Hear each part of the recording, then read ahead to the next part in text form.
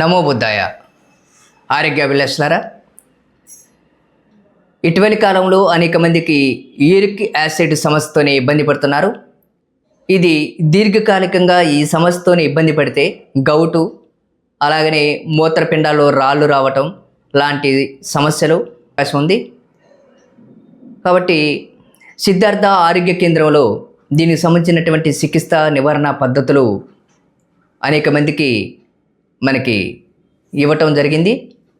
ప్రధానంగా ఈ సమస్య ఉన్న వాళ్ళు పూర్తిగా మాంసకృతులు, చికెను, మటను,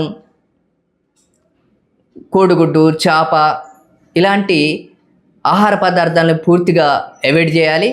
సీ ఫుడ్స్, చేపలు, రొయ్యలు, పీతలు ఇలాంటివి కూడా తినకూడనేటువంటి ఆహార పదార్థాలు. అలాగనే ఆల్కహాలు కూడా, సిరప్లు ఇవి కూడా పూర్తిగా బంద్ చేయాలి.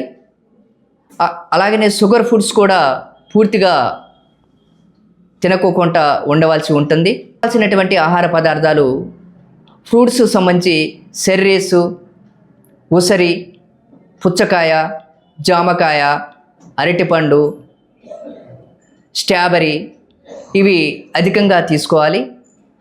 అలాగనే బార్లీ నీళ్ళు కూడా ఎక్కువసార్లు తీసుకోవాలి. కూరగాయలకు సంబంధించి క్యాలీఫ్లవర్, పాలకూర, మెంతికూర, తోటకూర ఇవి తీసుకోవాలి.